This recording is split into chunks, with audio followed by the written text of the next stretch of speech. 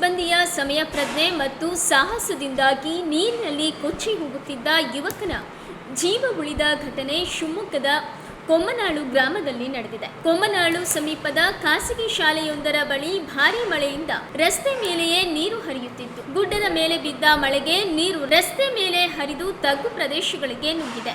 ಈ ವೇಳೆ ಶಿವಮೊಗ್ಗದ ಆಸ್ಪತ್ರೆಯೊಂದರಲ್ಲಿ ಕೆಲಸ ಮಾಡುವ ಪ್ರದೀಪ್ ತಮ್ಮ ಬೈಕ್ನಲ್ಲಿ ನ್ಯಾಮತಿಯ ದೊಡ್ಡತೀನಹಳ್ಳಿಗೆ ಹೊರಟಿದ್ದರು.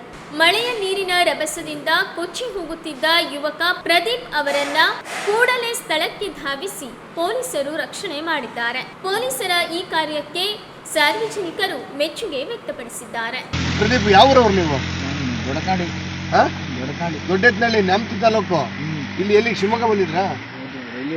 ಹೌದಾ, ಡೈಲಿ ಬರ್ತಾ ಇದ್ರಿ. ಮಳೆ ಜೋರಾಗಿ ಬಂದು ನೀರಲ್ಲಿ ಕುಚ್ಕೊಂಡೋದ್ರಾ? ಹೋಗಿ ಗಾಡಿ ಹಿಡಿಯಕ್ಕೆ ಅಂತ ಬಿದ್ದೆ ಅಲ್ಲಿ.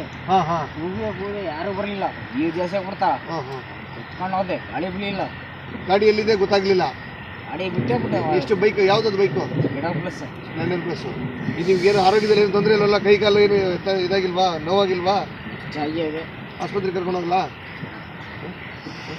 ಈಗ ನಿಮ್ಗೆ ಎಲ್ಲಿಗೆ ಬಿಟ್ಟರೆ ಅನುಕೂಲ ಆಗುತ್ತೆ? ಯಾರಿದ್ದಾರೆ ನಿಮ್ಮವ್ರು ಬರ್ತಾರಾ? ಫೋನ್ ಮಾಡಲಾ? ನಿಮ್ಮ ಕಡೆ ಯಾವ್ದಾರು ನಂಬರ್ ಇದ್ರೆ ಹೇಳಿ, ಹೆಲ್ಪ್ ಮಾಡ್ತೀವಿ, ಅವ್ರಿಗೆ ಕರೆಸ್ತೀವಿ. ಬರೀ ಕೇಳ್ತೀವಿ. ಬೇಕಾದ್ರೆ ನಿಮಗೆ ನ್ಯಾಮತಿ ಬಿಡಿ ಅಂದರೆ ನ್ಯಾಮತಿ ಬಿಡ್ತೀವಿ. ಫೋಟೋ ಹೊಡ್ಕೊಂಡು ಮುಂದೋಗಿದೆ ಇದು ಮೊಬೈಲ್ ಹೋಗಿದ್ಯಾ? ಏನು ಕೆಲಸ ಮಾಡ್ತೀರಾ? ಮೆಕ್ಯಾನಿಕ್. ಇಲ್ಲಿ ಯಾವುದು ಎಲ್ಲಿಗೆ ಹೋಗ್ಬೇಕು?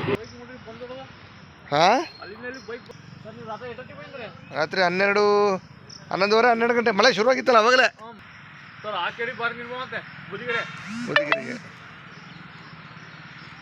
ಇಲ್ಲಿನೂ ಮಳೆ ನೀರು ಭಾರಿ ಬಂತು.